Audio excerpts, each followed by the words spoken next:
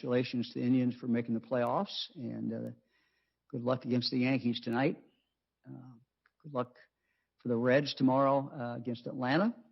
Congratulations to both Ohio teams. It's an exciting time of year. I want to start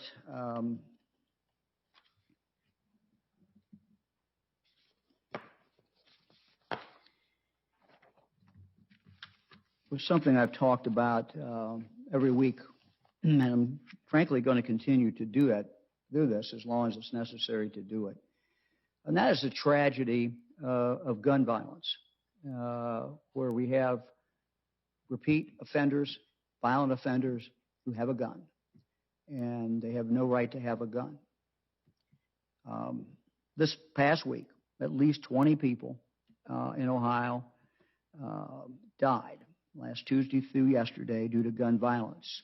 7 days, 20 people murdered, an additional 21 or more people shot. So another 21 who've been shot. There is legislation that has been pending in the General Assembly now for almost a year. I think it's tougher on those responsible for the majority of violent crime in this state, and those are the convicted felons who illegally carry guns. Who doesn't want to get tough against convicted felons who illegally carry guns? Right now, many of these felons are not getting locked up when they're found with guns. Current state law considers this a lower level nonviolent offense. Oftentimes, this results in probation, despite the fact that those who are willing to break the law and carry a gun are often the people who are willing to hurt or kill with that weapon. I'm not blaming judges. The law needs to, frankly, be changed, and that's what I'm proposing to do. Let's look at a couple of the victims. 6-year-old Marvia Jones was shot earlier this month. She lived for 2 weeks before dying last Tuesday. The little girl, another child full of promise, was caught in a crossfire when two men started shooting at each other in Akron. According to court records, one of the alleged gunmen was a convicted felon prohibited from having a gun. He allegedly had a gun. He allegedly used that gun. And now another child is dead, another Ohio child. Here's another case, Sandusky. Quadruple shooting in Sandusky, now homicide after victim dies. Suspect still on the loose. This happened on Sunday. 4 shot, 1 dead. Sandusky police identified the man, Malik Aaron, as the suspected gunman. According to public records, he is a convicted felon who is prohibited from having a gun. Sandusky police issued a warrant for his arrest and warned that he should be considered armed and dangerous. This man is still wanted. He's out there on our streets, and we need to find him.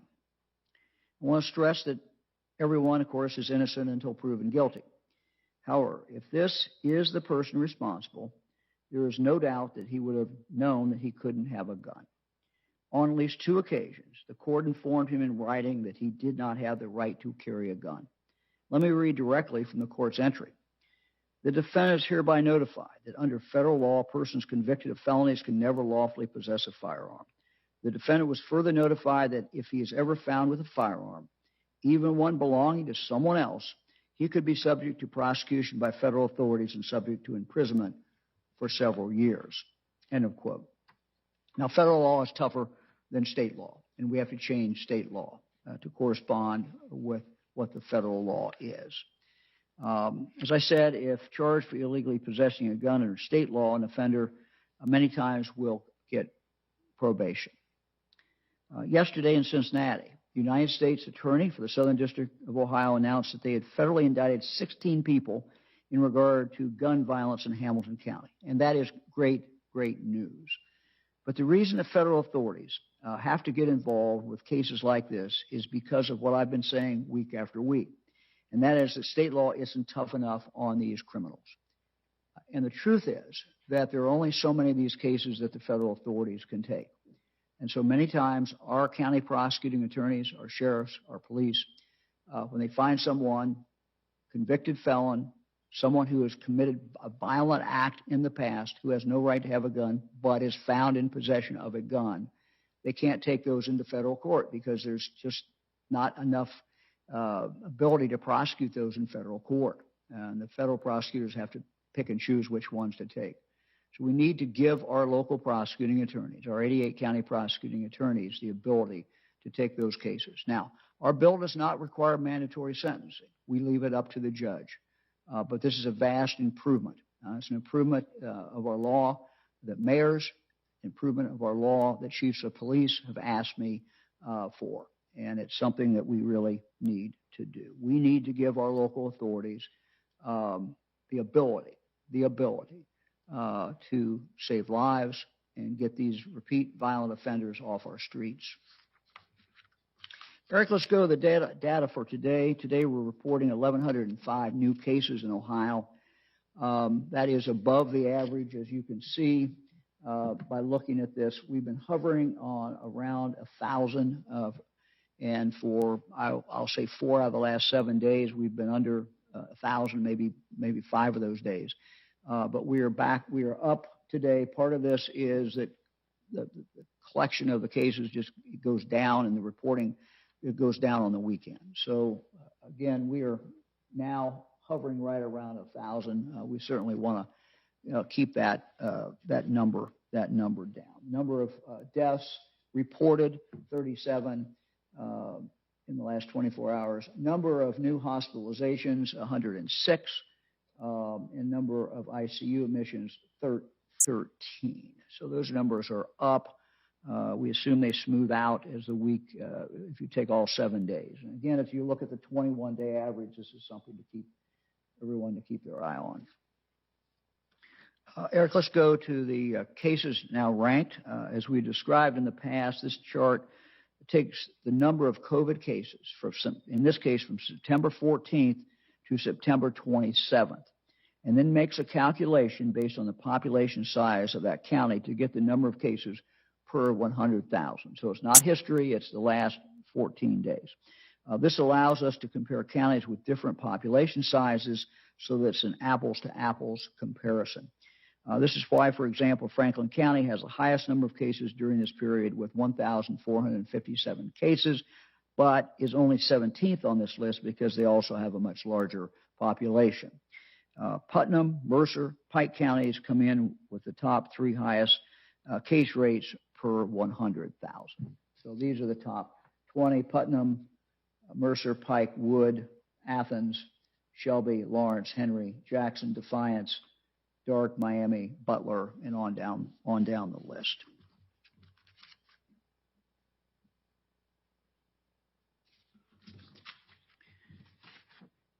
And what you see behind me now is the entire list of all 88 counties. And again, we'll talk more about this on Thursday when we give you an update on the color code. But this ranking that you're looking at now is just one other way to look at it. The color code is more focused on hospitalization and health use with some early indicators built into it. The data you're looking at now is just straight numbers, just straight how many cases in the last 14 days. I want to share a couple of stories I've heard during the past several weeks about the virus spread. Every Monday, 7:15 in the morning, we get on the phone with all our 113 health departments around the state, and they tell us, what they're seeing on the ground. One example happened in one of our larger counties. Involved a group of 21 co-workers who got together 2 weeks ago. It's a group. Someone in that group had COVID-19, didn't know it. Now, sadly, 12 people have tested positive, 9 additional co-workers, and 3 family members of those co-workers. So again, what we're seeing many times is not what occurs necessarily directly in business or what occurs in classrooms, but rather what occurs as people just get together. And we just, alert everyone to please be very careful about that. Here is another story. I learned of another story in my call with the local health commissioners. I wanted to share it. Very sad story. On August 28th, a family in a more rural county had a wedding. As a result of that wedding, 11 people tested positive. The bride and groom both got sick, so did parents, and so did grandparents. A couple of weeks after the wedding, one of the grandfathers of the couple tragically passed away. We tell these stories not because we want to tell them, and we don't want to, inflict more pain on anyone. It's just a heartbreaking situation. But we tell them so that other families won't have the same heartbreak. This just occurs when people are getting together in groups and you're with friends or with family, and people just let their guard down. And it just happens. Last week, I said we would provide an update on our wastewater monitoring project. This is an exciting project. And I have asked Rebecca Fugit to join us to talk about this project. She is the Assistant Chief of the Bureau of Environmental Health and Radiation Protection for the Ohio Department of Health. She has worked at the Bureau for 25 years. Rebecca, are you on there? Let's see if I can see you. Okay. Yes, I am. Yes, I am, sir. Thank you. Thank you for joining us. We appreciate it. Tell everyone why we are monitoring wastewater and how that is working. Okay, so the Ohio Coronavirus Wastewater Monitoring Network tests wastewater for gene fragments of COVID-19. Because people start to shed the virus early when infected, a significant sustained increase in these gene fragments found in wastewater can be an early warning sign of a pending increase in a specific area's COVID-19 cases and could point to possible hotspots or potential community spread. Having this information gives communities an opportunity to act proactively to prevent outbreaks. And you talk about early. Any idea how early this might be compared to when you start seeing people with symptoms? Any way? Yes. Yeah, go ahead.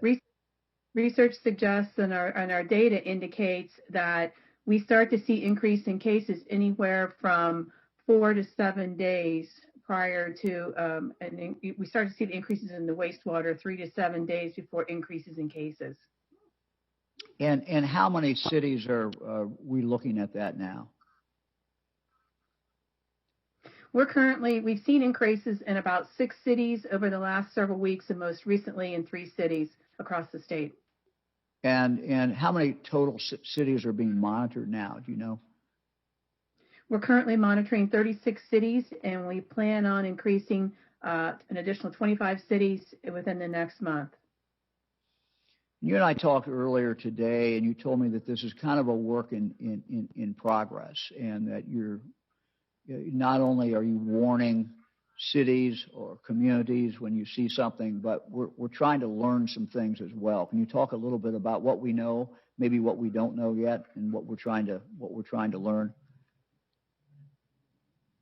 Well, what we're trying to do is we're monitoring the viral gene copies that we're seeing in the wastewater, and we're just starting to begin to compare that to case data within communities so that we can confirm that we do in fact see this viral gene data as a leading indicator of disease. So we're closely monitoring the results that we're seeing across our state.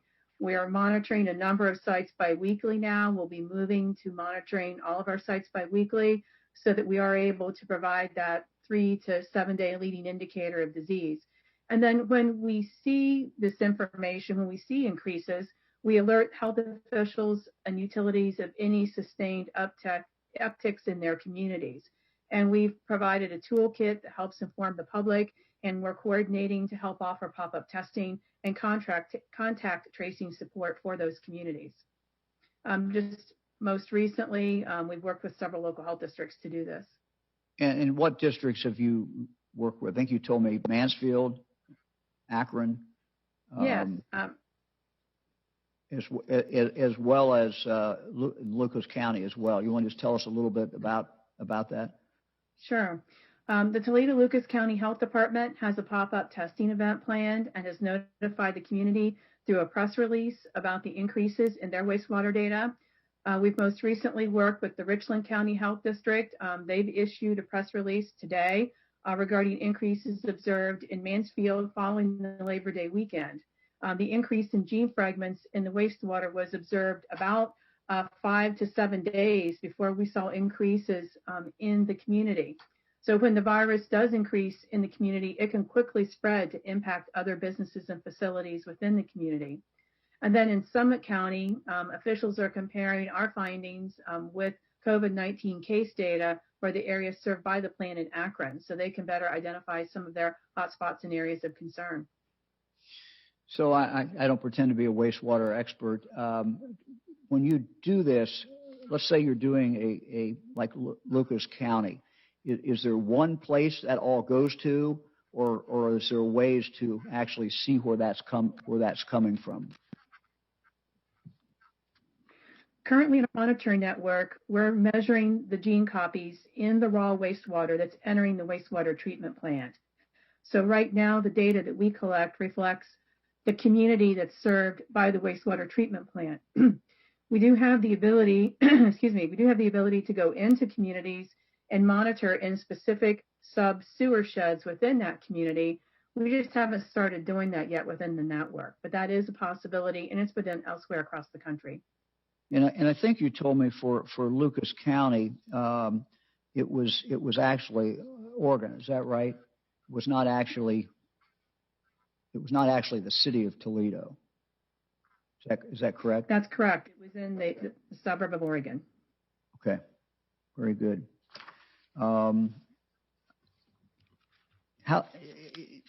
As we move forward, are you going to expand the number of sites?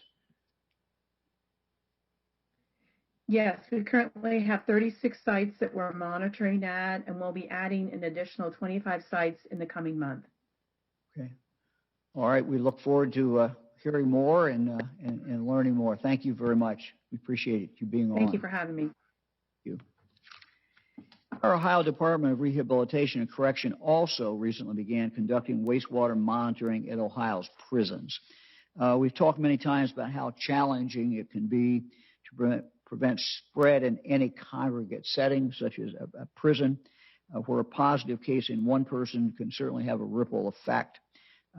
Director Annette Chambers-Smith is here with us on Skype this afternoon to talk about how they're using wastewater data to help them, and really also kind of give a report on COVID in Ohio prisons and what the department is doing about that. Director, thanks for joining us. Good afternoon. Yes, we have been interested in wastewater since about June. In fact, one of the deputy directors came in with a newspaper article and was like, hey, there's this wastewater thing. And we went to OSU's environmental health area and said, is this credible? Should we be using it? And started researching it.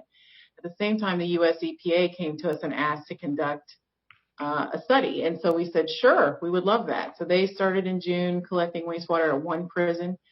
And then a short time later, OSU started collecting wastewater numbers in 3 prisons. And what we saw was some correlation to what was going on in the prison, as Rebecca just mentioned. So we decided to test every prison every week. And we've been doing that since the first week of September. And what we're finding is there's a relationship between what's going on in the prison and the wastewater, and the early warning aspect of it does appear to be happening for us. I don't think we all have enough data right now to say conclusively exactly how many days it is, but yes, it looks like it's about 7 days. And that's precious time for us to plan. So we use it as an early warning system, and so far we've been using it to do things like decide how many cohorts can be together, whether or not we're going to have visiting, just a whole host of decisions that are made that can make the prison safer if COVID is going to be coming there. But now I'm putting out an executive order that will require staff to be tested when certain indicators like positivity of staff, positivity of the incarcerated adults, or the wastewater indicators show that there's a problem with COVID in that prison. We would not require testing if there's not any indicators, but if there is, and wastewater is a leading indicator that happens before hospitalizations, before the cases come through testing, that would help us control things, because we know that COVID comes into prisons from the outside, but once it gets in there, it's very difficult to stop it. So requiring staff to test at the point where we know that that would be useful. That's what the executive order is about. And then every other prison will always have staff being able to do voluntary testing. So we're going to start the mandatory testing on October 6th at only those sites that trigger, these indicators. And wastewater is definitely an important one because it is the only one that's really a leading indicator.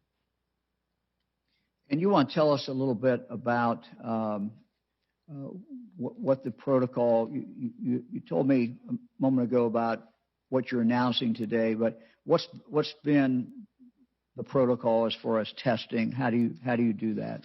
So in the past, we've tried several different methods of voluntary testing, such as having the National Guard help us test on site in the parking lot, setting up contracts with local hospitals near the prison. So since the beginning of COVID, we've had different ways for our staff to test, as well as they can take advantage of any of the testing that goes on in the community. But to be frank with you, when we have a staffing shortage and people are working double shifts, the last thing they're trying to do is go somewhere in the community and get a test, or if they have to work their days off. I mean, we have a very hardworking staff. They've been doing great work, and what we want to do is bring the testing to the facility all the time so they can get it while they're on duty. They don't have to miss a beat or take any of their personal time to do it. So we're really transitioning from just like catch as catch can and using contracts in the communities to having it on site and the staff being able to do it when they think they have symptoms, when they're concerned about exposure, they can do it. And then also if we have a problem, we'll require it. You want to tell us a little bit, I think we talked about Mansfield. We've got some cases there, I believe. Or maybe you just give us an overall report of all the prison facilities. You don't have to take them one by one, but just give us kind of a summary. Well, we do have 79 staff members who are currently positive for COVID, and we have 266 people that live in the prisons that are currently positive. 3 of our prisons make up the majority of the positivity. That's Richland Correctional Institution, which you just asked about, the Correction Reception Center, and Madison Correctional Institution. Those 3 prisons have the majority of the positive cases. We have about 1/3 of our prisons that don't have COVID at all, not in their wastewater, not with their staff testing, nor with their incarcerated adult testing, which is great. And then, the next thing we're going to be doing is flu shots. So we want to make sure that our staff and our incarcerated adults are vaccinated so that we don't have to use resources or have additional people sick in confusing flu symptoms with COVID symptoms. We don't want to be fighting on all fronts, so we're going to really try to make vaccinations accessible. Again, we'll do those on site for our staff. We are partnering with a local provider to come in, do the shots at different times, different days, and then of course our medical staff that work in the prisons will provide the vaccinations to all of the incarcerated people. So multi-prong attack that changes with the seasons, including an environmental aspect that we've been pursuing. Tell me a little bit. I know you've been doing some work about airflow inside the prison. You want to talk to us a little bit about that? Yes. In April, our HVAC experts started changing the air circulation between the fresh air outside and the recirculation to have more fresh air coming from outside, sometimes up to 100% if the system could take that. That was the beginning of starting to look at environmental factors. After we'd already done social distancing to the extent possible and wearing masks and gloves and washing your hands and all the different things we do to try to fight COVID that a person is responsible for, we then turned to start looking at, now what we can do with our environment. So that's how the HVAC system started working. And then we engaged an environmental health specialist from OSU named Dr. Weir, and he has been working with us to choose ionization infiltration systems. Those filtration systems are installed at 5 of our facilities, and they're supposed to, obviously clean COVID out of the air. And OSU will be doing testing to make sure that they do. And if they do, we'll buy more for more facilities. But there's been a lot of magic beans during COVID, so we don't want to buy too much of something without really making sure that it has efficacy. But according to Dr. Ware, this system is the one that's most promising out there. So that would clean the air. And we put that in places like where we have high acuity people at those 5 sites. And we did that in April. And then in May, we changed out our filters to have the highest MERV rating that the system could handle. So that's an additional filtration measure. And now we're in the process of procuring portable air filtration systems for additional filtrations in places like the visiting area or entry or the medical area. So we're just really trying to take care of our physical plant as well, because when winter comes, everybody's going to be inside all the time, and we want to make sure we have the very best chance we can have. Thank you very much. Good to have you on, and we'll get a report in a few more weeks. But thank you. All right. Appreciate it, Director. We now turn to the Department of Medicaid. Since coming into office in January 2019, our administration has been evaluating our Medicaid program. Department of Medicaid officials have traveled the state. They've spoke to hundreds and hundreds of Ohioans who are covered by Medicaid to better understand what their actual experiences with Medicaid have been and what their health outcomes have been. We've also met with physicians, hospitals, healthcare providers, managed care plans to hear their ideas about how we improve the delivery of healthcare and the health of Ohioans. From these conversations and this process, we have developed a new plan, a new vision for Ohio's Medicaid program, one that focuses on people and not just focuses on the business of managed care, a vision of what we hope will be a better, healthier, more productive state of Ohio. This is the first major overhaul of Medicaid in 15 years. In the coming days, the Department of Medicaid will be rolling out a series of requests for applications for managed care plans to submit to us to help carry out this vision. So this process will be rolling out in the next few days. The Department of Medicaid is the largest provider of health insurance in the state of Ohio. Medicaid covers 3 million Ohioans. Of those, nearly 90% are enrolled in a managed care plan, including nearly every child enrolled in Medicaid in the state of Ohio. That's why what these plans do is so very important. Tomorrow, a new application will open for those businesses interested in providing managed care plans for children and adults within the Medicaid program. The selected plans, the ones that are selected, will be an essential piece in improving the health and lives of millions of Ohioans.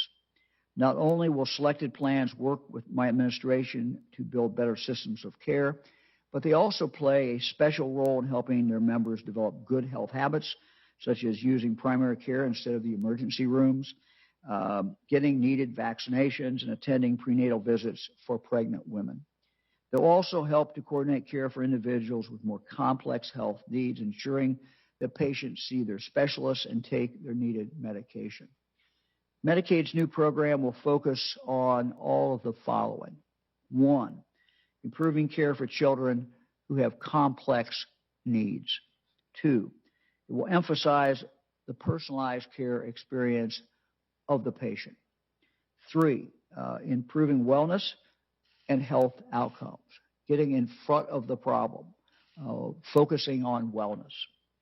Number 4, giving doctors and other medical providers more time to spend with patients, and patients having more lengthy conversations with their doctors. I think that is very important.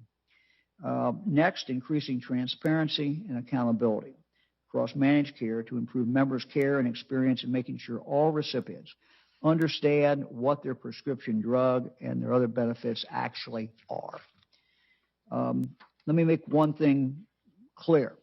If you're watching this and you're currently covered by Medicaid, Please know that any changes to Ohio's managed care plans will not disrupt your coverage or your access to care.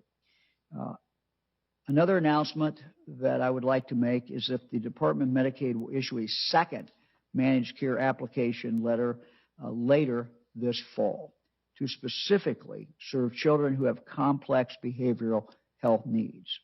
On any given day, thousands of Ohio children are living in treatment facilities because they struggle from severe mental illness, substance use disorder, or a developmental disability, sometimes all three. Sadly, many of these children are from Ohio's foster care system. Almost half of teenagers who are in foster care over the age of 15 live in a residential treatment center. Children's experiences leading up to and in the foster care system can leave them with trauma and other significant behavioral health needs.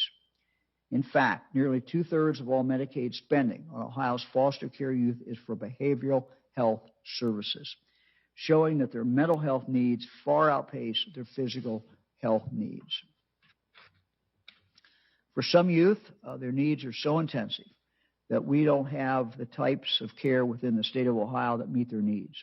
In fact, today, 140 of our Ohio's children are currently receiving care outside the state of Ohio, placing them sometimes far away from their families, their homes, and their communities. Clearly, we're not doing these children and other children in need of care justice. They and their families deserve better.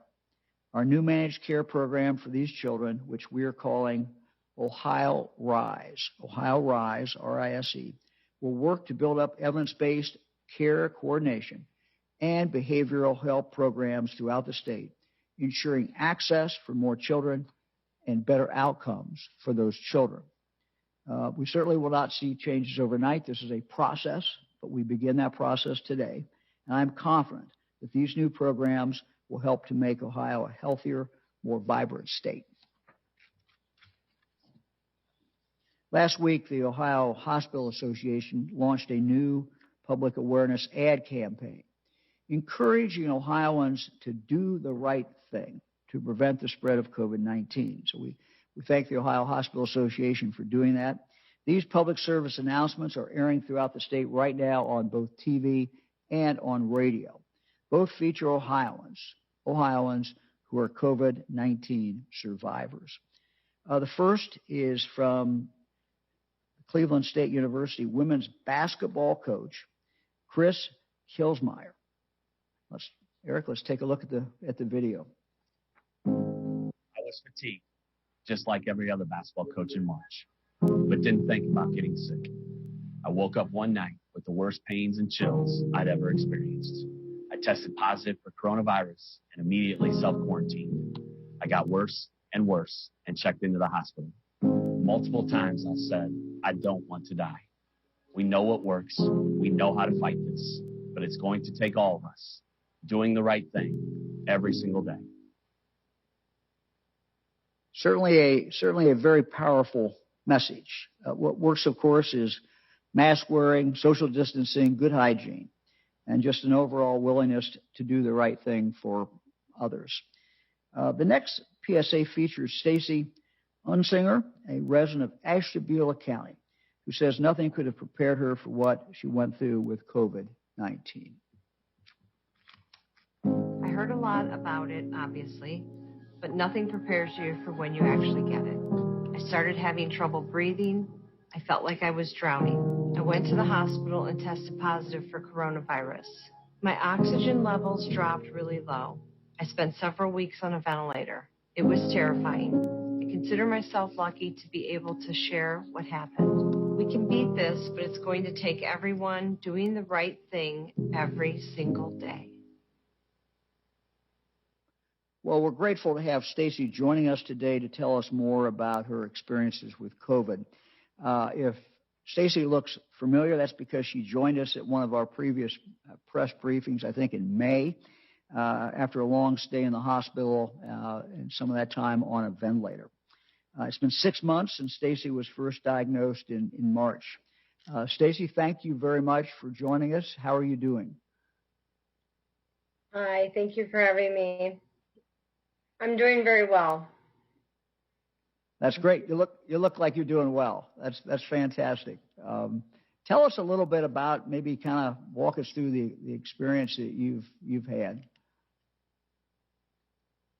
Well, it started off, and it was very quick when it happened. Diagnosed with double lobe pneumonia.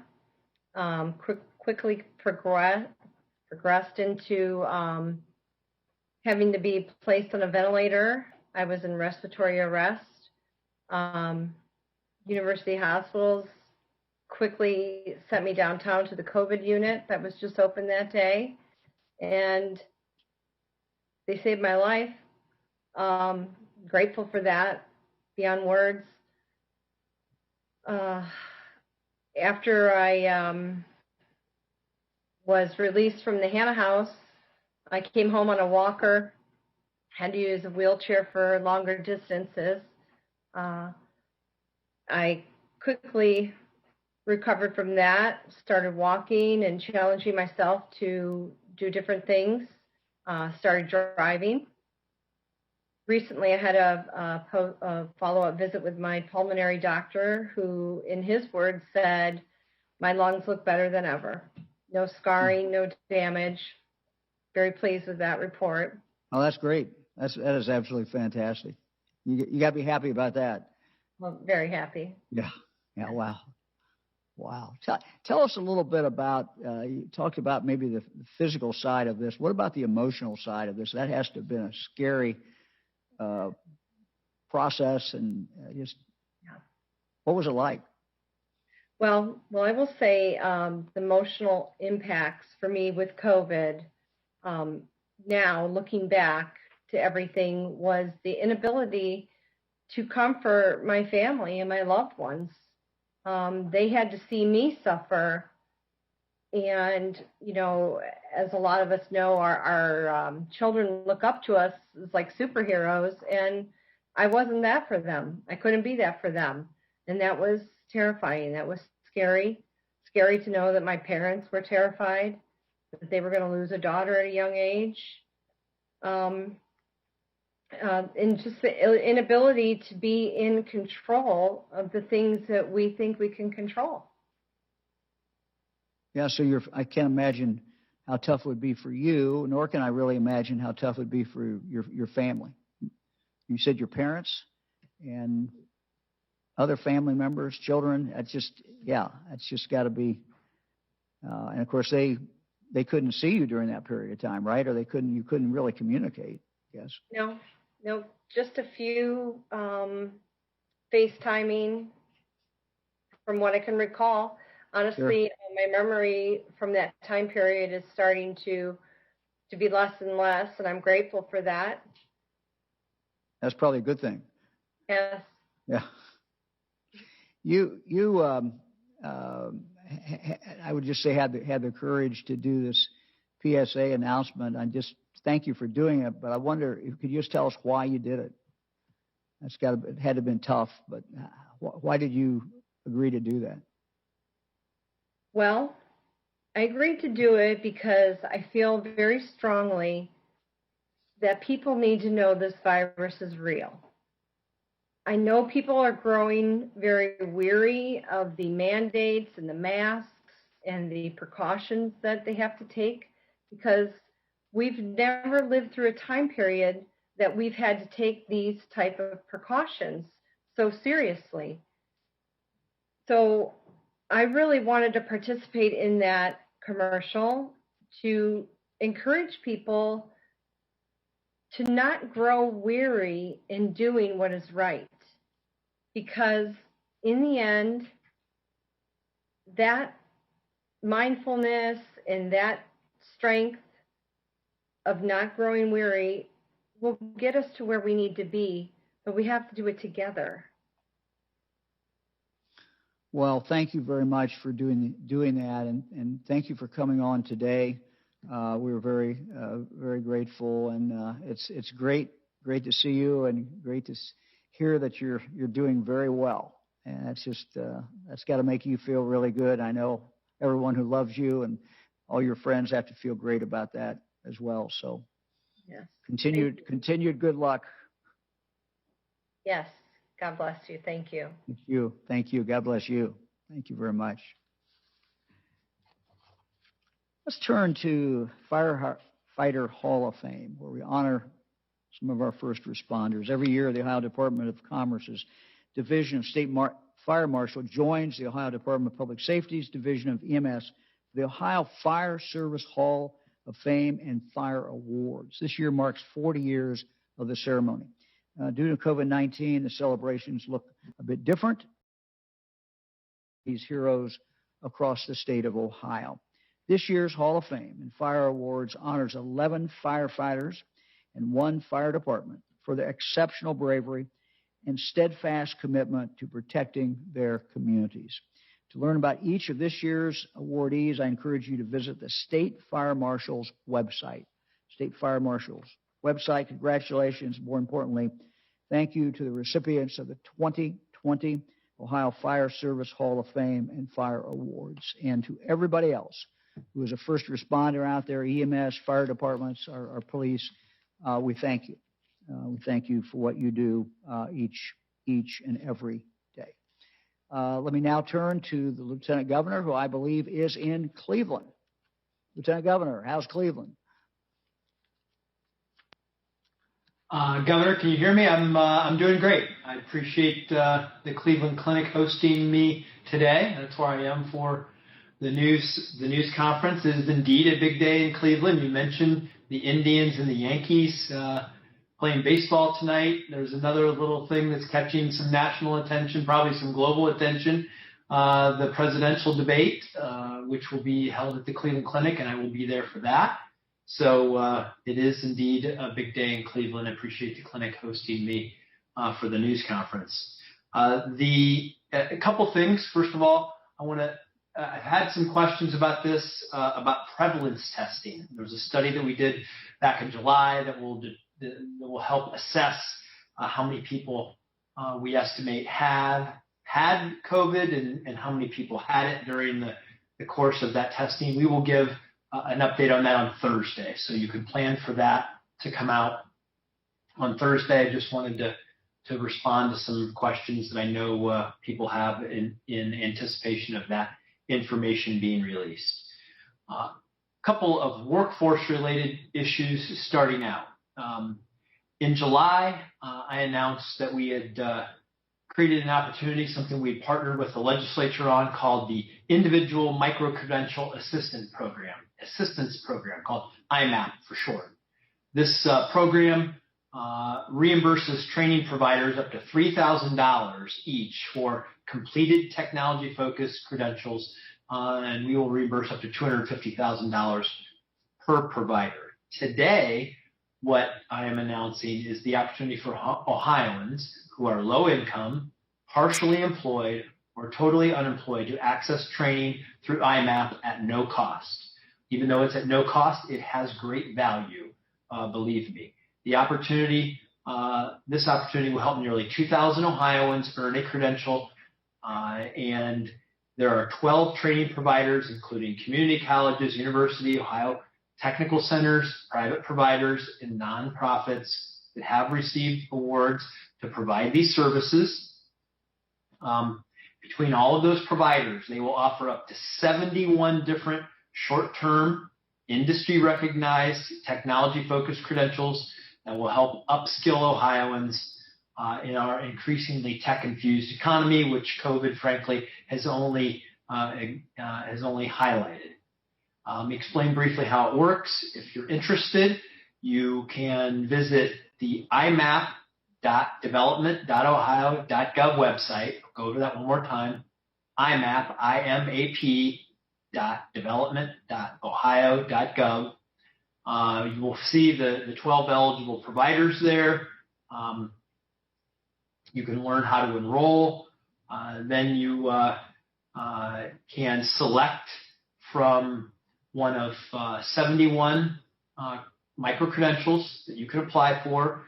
55 of those can be done online. So there are many of them that if you have COVID issues, don't want to go in person, that there are 55 of them that you can do online.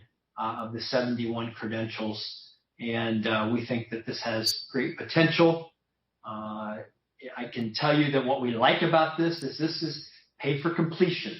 We're funding things. We want to see results. We want to see people leave with that credential in hand. We pay the providers upon completion. Every one of these credentials is in demand, and we know employers are hiring for these skills today. So this IMAP program has a tremendous value in the marketplace, and we're glad to get this kicked off and get more people enrolled. Governor, and I will let you know, I got an email from a former academic advisor and a former governor this week to ask you and me to make an announcement about FAFSA.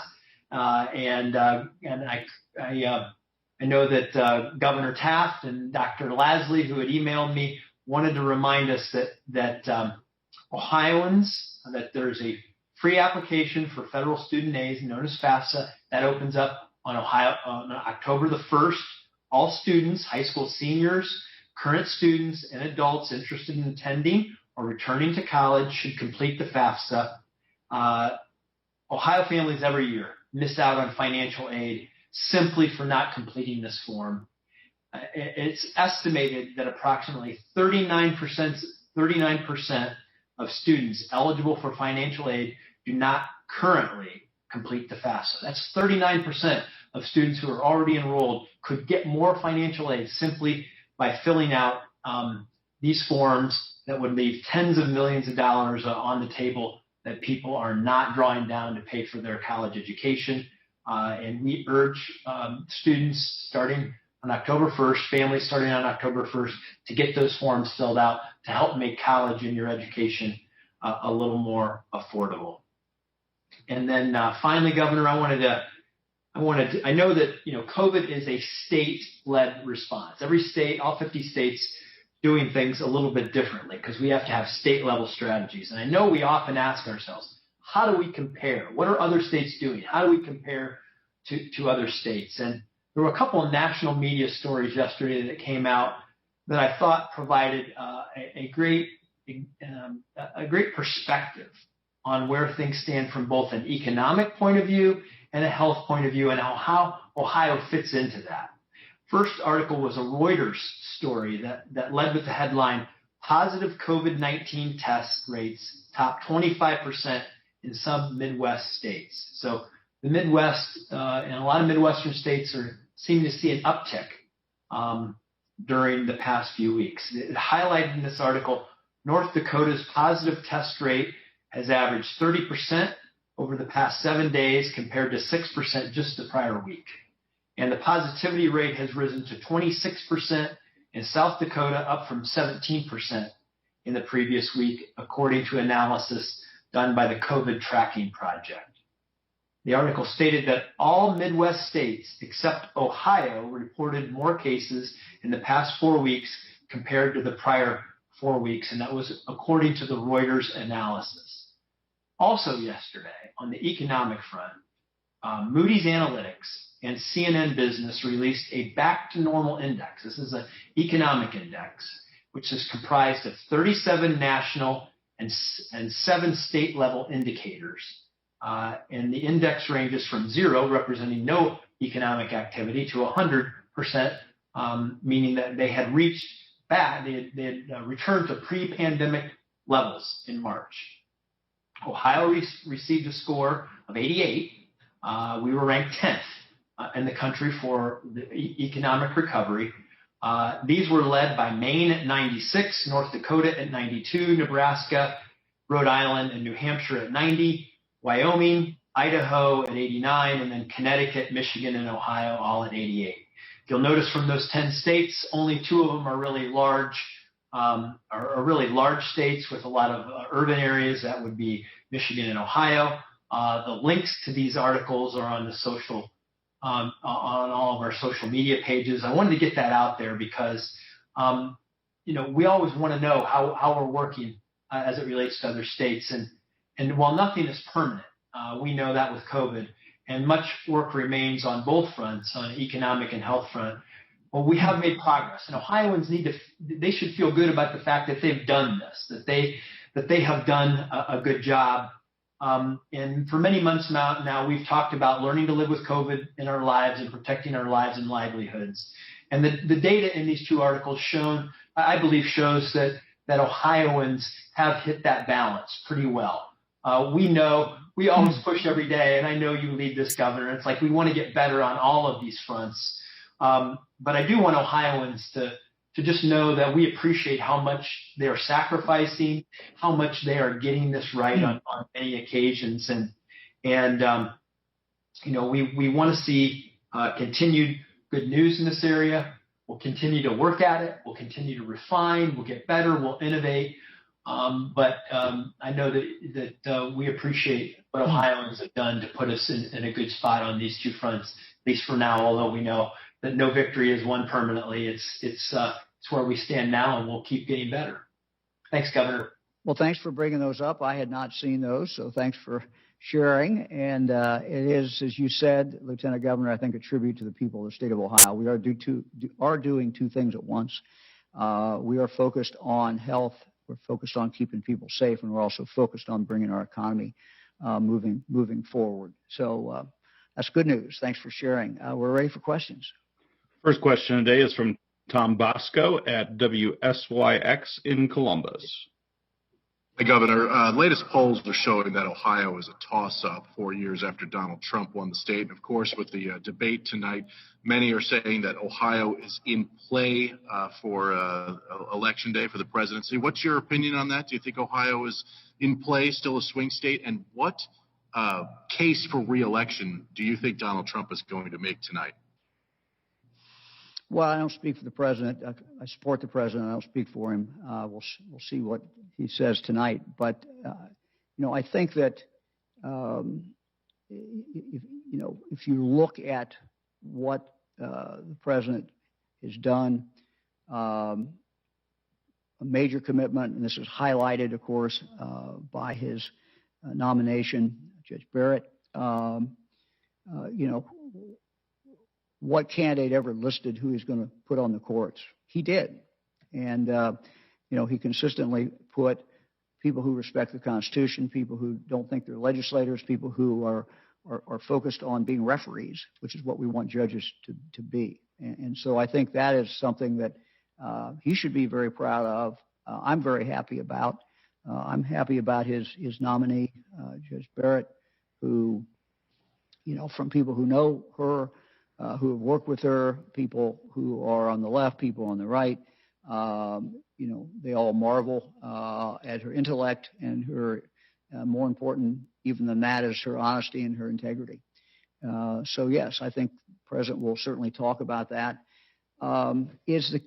Where's Ohio?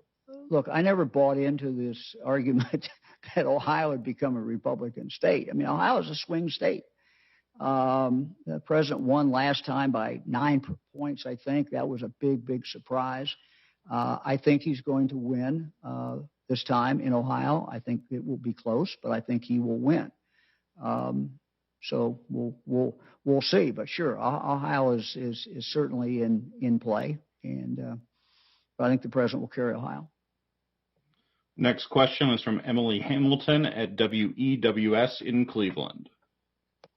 Hi, Governor DeWine. Just going back now to our question last week, we've been reporting on one nursing home specifically in Lake County, but I've, started to receive complaints and other relatives reaching out, nursing homes from really across the state. And one of their main complaints is that they really struggle to get any information from nursing home staff about their relatives, and sometimes the last, or the only point of contact they get is there toward the end when a hospice nurse tells them that their relative has contracted COVID, and it won't be much longer until they unfortunately pass away. I guess our question for you is, what's your response to these families who say they're really struggling to get information from nursing homes?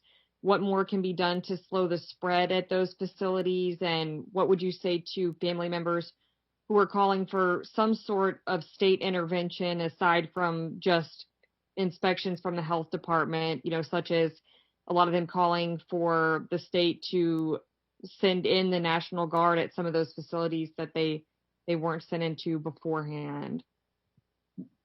Well, we don't hesitate to send in the National Guard where the National Guard is needed. And, we do check with nursing homes. If they have, for example, we had one nursing home a few weeks ago that a lot of their staff was off. They couldn't staff it.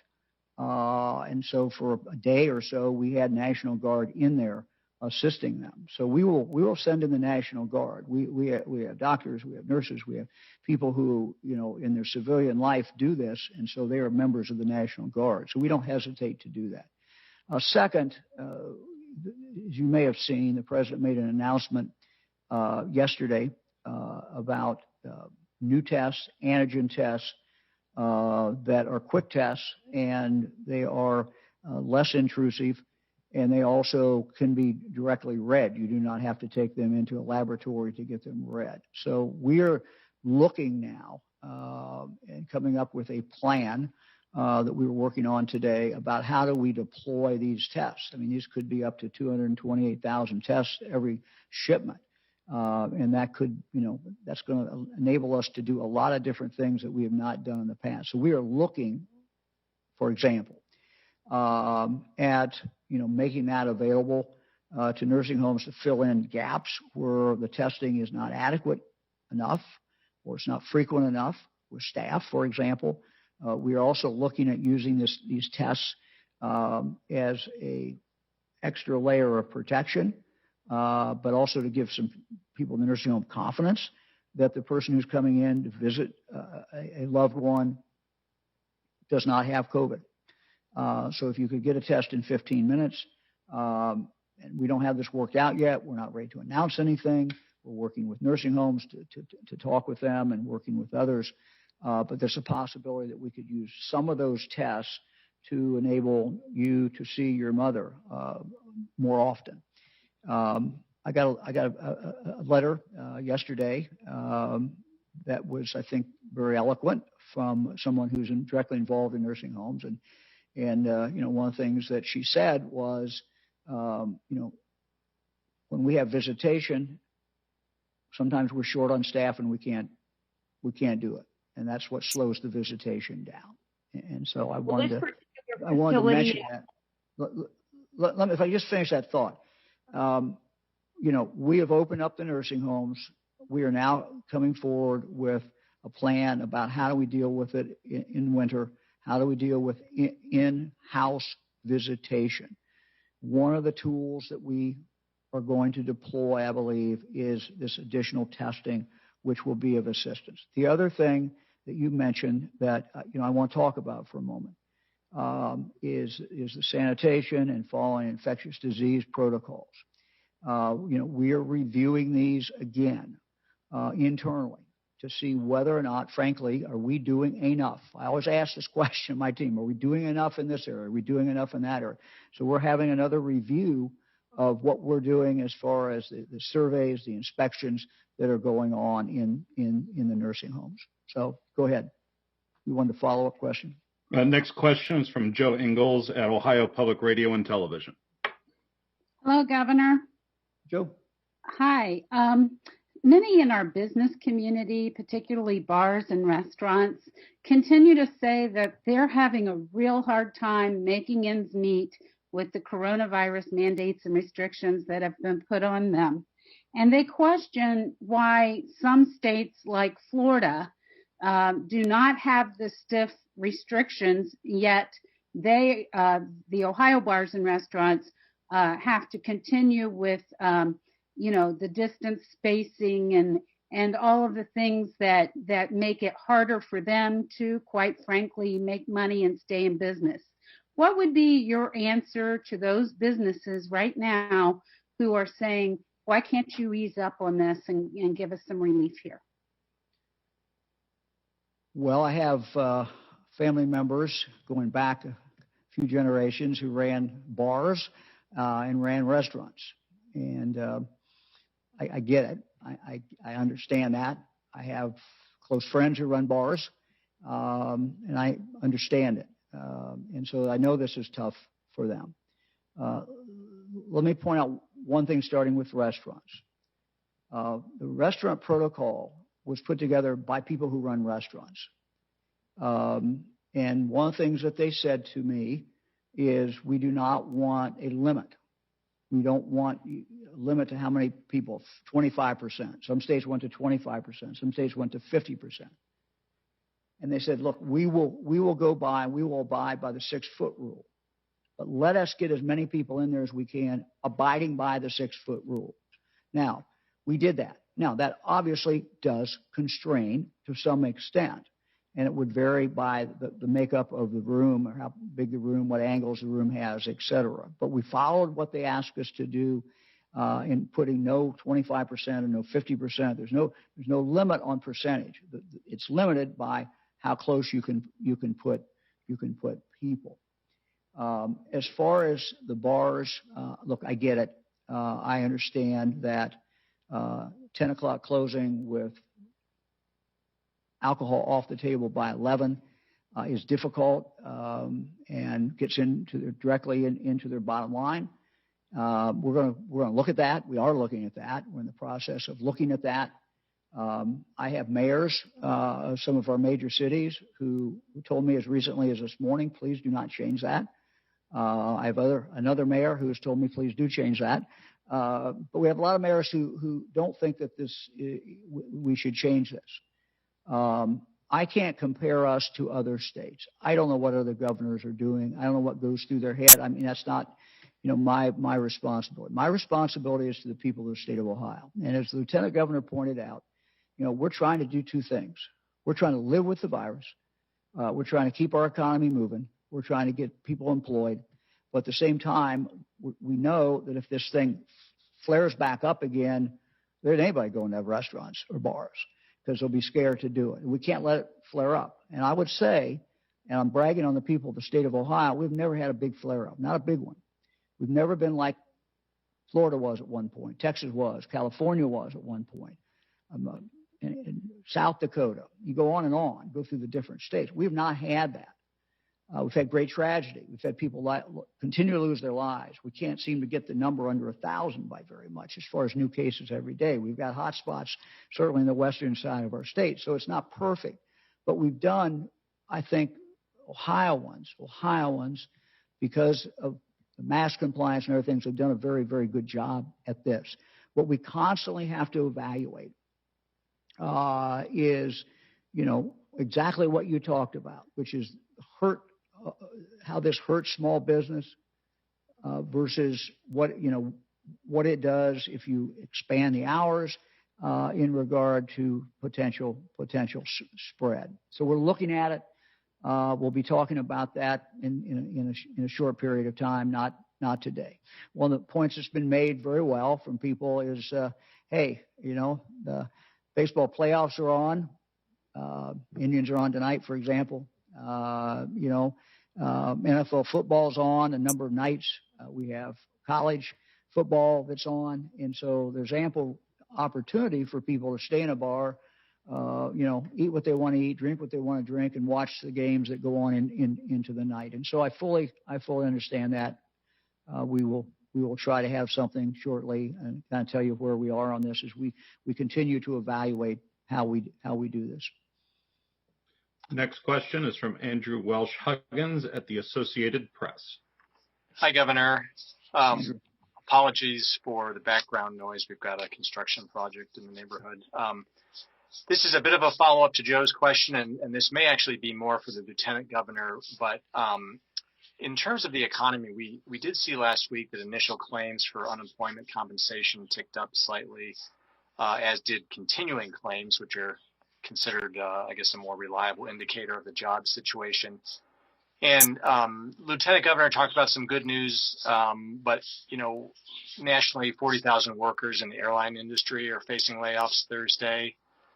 Just today, the Dayton Daily News reported that P.F. Chang's China Bistro is laying off 299 workers across the state, with restaurants continuing to suffer.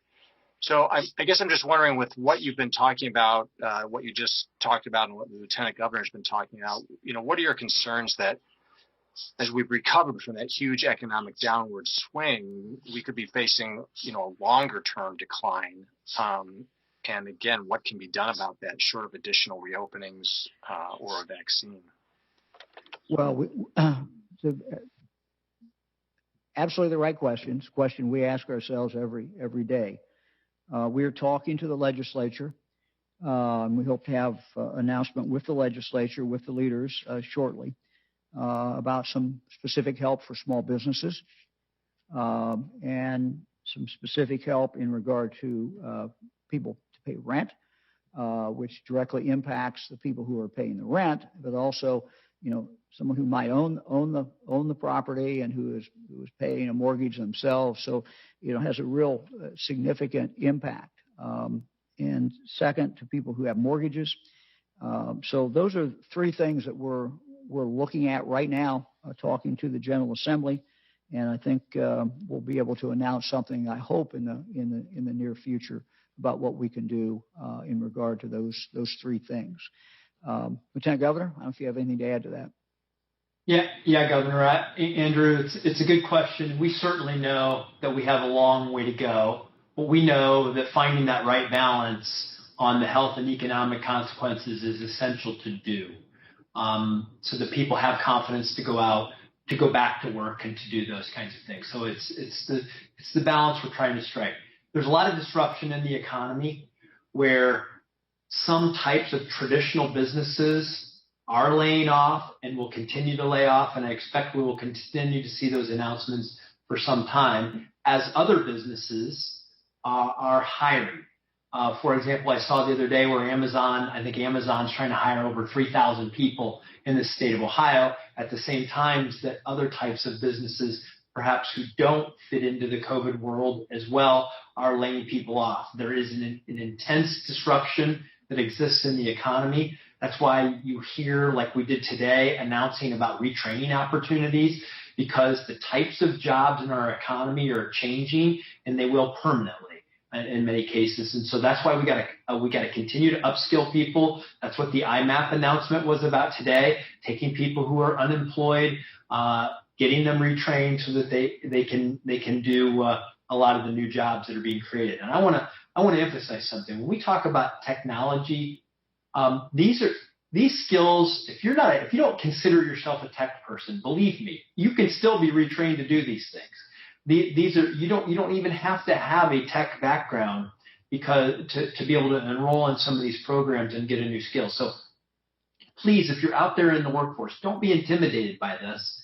Know that there are some support services out there to get you skilled, to get you into the workforce, and for all of us to adjust to the changes that are and the disruptions that are occurring in the economy. A lot of these trends were already underway. COVID exacerbated them, and we're just having to respond to that and help get people the skills and match them to the new kinds of jobs that are being created. Thank you. Next question is from Jackie Borchert at the Cincinnati Enquirer. Good afternoon, Governor. I want to have a follow-up on the Abbott testing. It's been almost 2 months since you announced the 6-state compact to require antigen tests. How come we don't have a plan yet on how to implement these tests? With yesterday's announcement, you said you're still working on it. What are you really looking at to come up with that plan, and why? What are some of the concerns about using these particular tests? Well, thank you for the question. First of all, this is big news. This is separate and apart, from any consortium that we're involved in. And we've known that these tests were coming for some time. As the president has told us that they were coming, the vice president has told us they were coming. It means you have to target those who are the most vulnerable, which are the older Ohioans and Ohioans who have a medical problem. That's where you save the lives. Second, though, we have to do everything we can to slow the spread. And to slow the spread, that is vitally important. And so those two things. Third thing is, if we can use these tests to let Ohioans more fully participate in their life, society, then we want to use them in that way too. For example, we were working this morning on about the deployment of some of these tests, possibly into schools, into the local health department. So the local health department could work with the schools. And as again, these are strip tests. These are some similar concept broadly as a pregnancy test. You don't have to take them to the laboratory. It takes 15 minutes to get the results. So we don't have anything to announce, but we're looking at how could we use these to get more kids physically in school. Maybe kids who are online now, and maybe some way we could use them in that manner. Or when kids who are in school now physically, and candidly, one of the complaints we've heard and one of the concerns that have been raised is, you have a child who tests positive and then you knock out a whole bunch of other kids. Maybe there's a way to use these tests in regard to these other kids so that they would not have to be knocked out for 14 days. So, that's some of the things that we're looking at. We're looking at using some of these tests in our jails. Our jails many times do not have testing. And being able, as a congregate setting, as a setting you worry about, they're either going to go back out into society. You don't want them taking that out into society. You don't want them taking it to the state prison system. So helping sheriffs manage their jail population certainly is important. We also have other congregate living out there that we could use and deploy these. So we're well on our way with the plan. We're not ready to announce it yet. We want to talk to some of the people who are going to be deploying it. But we're very excited about this. This is a big deal. We've known it's been coming, but now with these additional tests, it's going to be very helpful. Next question is from Jack Windsor at WMFD in Mansfield. Hey, Jack. Hi, Governor. Last week, a Marietta mom was violently removed from a stadium after she was asked to mask and didn't comply, despite being 6 feet away from others not in her family and having a medical exemption. Today, the mother of a high school student reached out to us after she was told her son's medical exemption was not going to be honored by the school. And the school also questioned her religious exemption, asking for documentation from a church leader and materials that would establish the existence of longstanding beliefs. Essentially, the school is now adjudicating which religious beliefs are valid and which are not.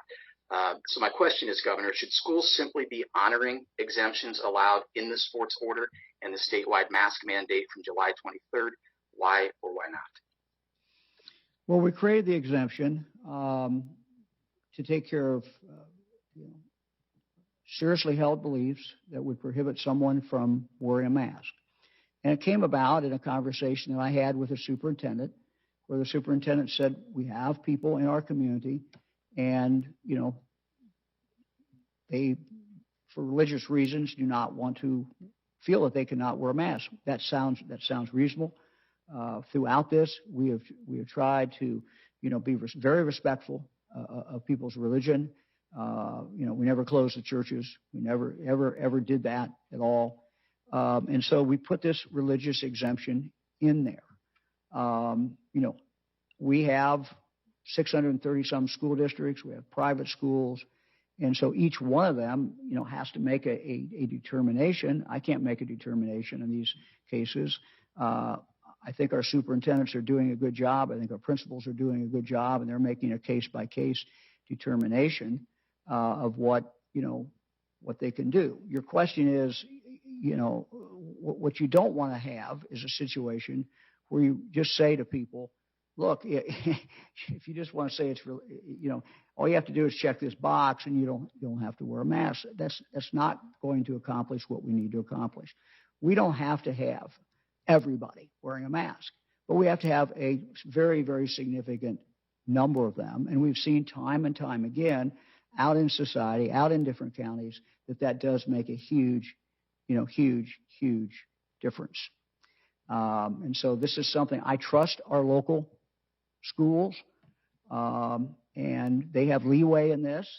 And we're not going to second guess them, We're not going to tell them they were wrong. We tried to give them broad guidance so that we could say to parents and we could say to schools, if you go back in person, if you follow these guidelines, it's the safest way that you can do this. And let me just say, they're doing a bang-up job. They're doing a very, very, very good job in managing a difficult situation. And my hat's off to the superintendents, the principals, the teachers, parents. I think, by and large, everyone is doing a very, very good job in a very difficult environment. Next question is from Mike Livingston at Gongwer News Service. Hey, Governor, you kind of alluded to this talking about nursing homes, but with colder weather coming, what other conversations are you having with your team on how the state's approach might need to adjust once everybody heads indoors for the winter? Thanks. Well, we don't know, where this COVID's going, and we continue to learn things. And I say we. Look, I'm not the scientist. I'm not the medical person, but I'm talking about the experts, and they continue to learn.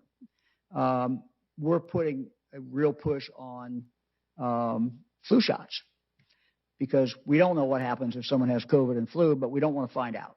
And so the more that we can reduce that number of people who get the flu, the more that we can reduce the severity of the flu. We know that will save lives. Flu can be deadly, particularly to the young, particularly to the old. And so it's the right thing to do. We hope that what they've seen in the Southern Hemisphere, some countries in the Southern Hemisphere where they've already had the flu season, that the wearing of the mask cut down the spread of that, but we don't know. The other thing that we are looking at, I have a working group, and we've not talked about this, I don't think, but I put a working group together to look at what our director, DRC, was talking about, what Annette was talking about, and that is ventilation and, what we do in our public buildings and what we can do as people move back inside, and they're inside virtually all the time. The importance of that ventilation being right, bringing in outside air, making sure you have the right filters in place. All of those things are very, very important. And we do have, we had an expert from Ohio State who was talked a week or so ago here, and we're consulting with him, and we're going to continue to work on that. So that's another thing that we're working on as we move into the colder weather in Ohio. Next question is from Max Philby at the Columbus Dispatch. Hey, Governor. Max. So it sounds like that May was one of the deadliest months for opioid overdoses in Ohio. And moving forward, I'm just curious, what will your administration be doing to try to curb that and make sure that we don't see another record month here before the end of the year? Yeah, we're putting a real focus with Director Chris on that and on mental health. Many times those are connected. We know that there's been a lot of downsides to this COVID besides the COVID. And one of the downsides is an increase in mental health. We're again working with the state legislature, and I hope to have some announcement coming shortly, in regard to mental health and more that we can do in this area to help our colleges, our universities, to help our high schools, our grade schools. I mean, fortunately, our K through 12 schools have wellness dollars that the legislature set aside. We work with the legislature, and they did that. So those wellness dollars can be used in regard to mental health. But it's something we're very aware of. We're seeing it out in the communities. Getting more dollars out to the local communities is something that's very important. So we'll have more to announce in the next several weeks. Next question is from Ben Schwartz at WCPO in Cincinnati. Hey, Ben. Hi, Governor. I'm wondering if you've at all considered loosening truancy laws in Ohio schools, or possibly requiring districts with kids who are feeling ill to offer the option of virtual learning whenever they need, just so kids don't necessarily, so kids who don't necessarily know if they have COVID-19 but might feel ill don't potentially spread the virus at school. Well, that's an excellent question. We really want to encourage schools to do that. And, you know, if we're starting to get into a problem, I'm sure the schools are going to tell us, because in regard to absentee, and there's something that we need to do at the state level in regard to that. But by and large, we leave this up to the local schools. Again, if there's guidelines or if there are regulations that we need to change because of the COVID that's causing that kind of problem, then we're certainly willing to take a look at that, because we don't want children who don't feel good coming to class. And you know, I know that schools that have done the hybrid, one of the things that they can do, or most of them I think can do, is make that switch a little easier back and forth. And you know, hybrid means a lot of different things to a lot of different schools. But some schools, child's on for a couple of days, off for a couple of days, but they get used to using that remote learning. So again, I think those schools probably have a easier time to make that transition. But we're open to doing anything we need to do to help them. Next question is from Kenny Bass at WCHS in Charleston, West Virginia. Hi, Governor. We've seen in our state and obviously in Eastern Kentucky and Southern Ohio that a one-size-fits-all approach doesn't really work when dealing with COVID. So can you communicate to the people who live in our region, which is rural and in many ways much more similar to Kentucky and West Virginia than some of your more metropolitan areas like Cincinnati, Cleveland, Athens, Akron, et cetera, the differences in governing this thing in those areas and the challenges the state is going through to try to be as effective as possible in these vastly different communities? Well, one of the great things about Ohio is we have many different communities. We have our Appalachian communities, we have our cities, we have our suburbs, all kinds of different parts of Ohio. And, I've traveled Ohio, and my wife Fran has quite a bit in the last 30 or 40 years. So we get it.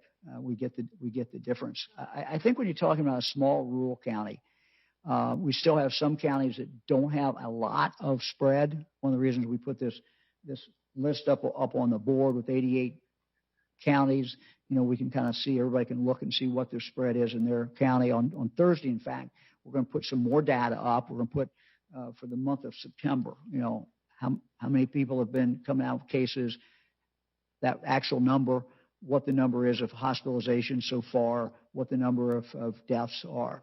And so we're going to try to continue to give people information. So I would say, anyone who's in your viewing area should try to continue to drill down on what's going on in their county and how many cases they've had and what kind of report. And we have the virus everywhere, so you can't hide from it.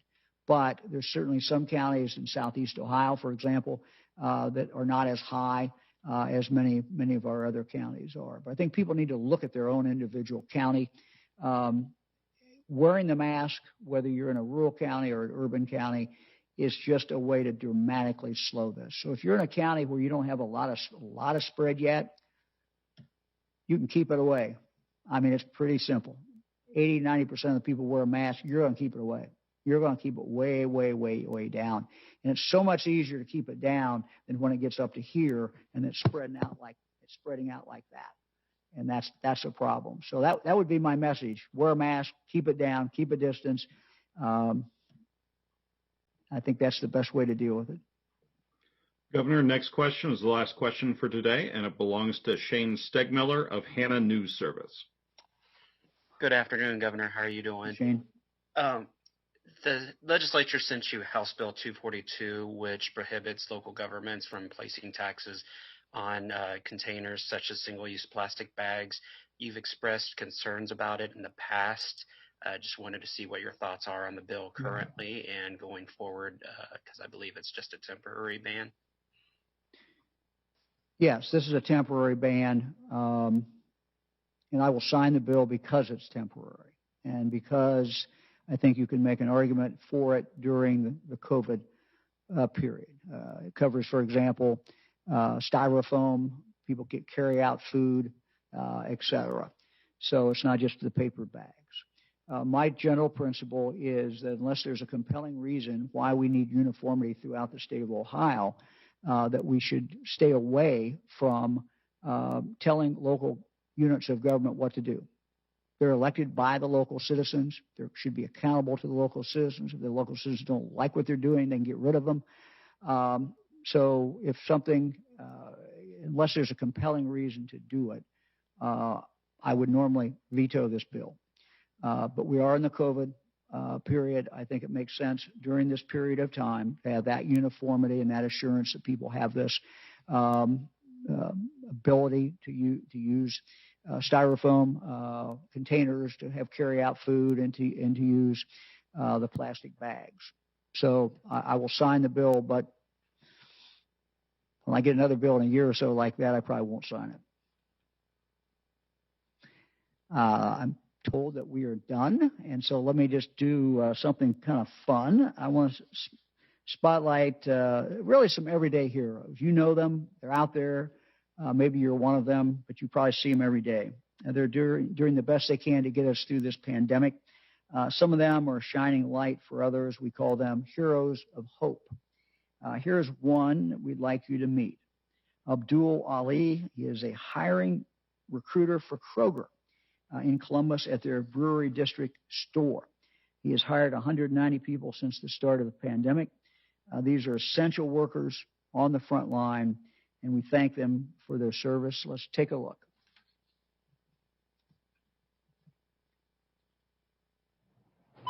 Hello, how you doing today, ma'am? Pretty good, thank you.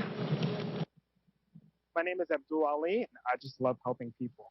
I'm a master store recruiter for Kroger, located in the Brewery District, Columbus, Ohio. How's your day going today? What I really love about being a store recruiter is knowing that I can change someone's life in a second.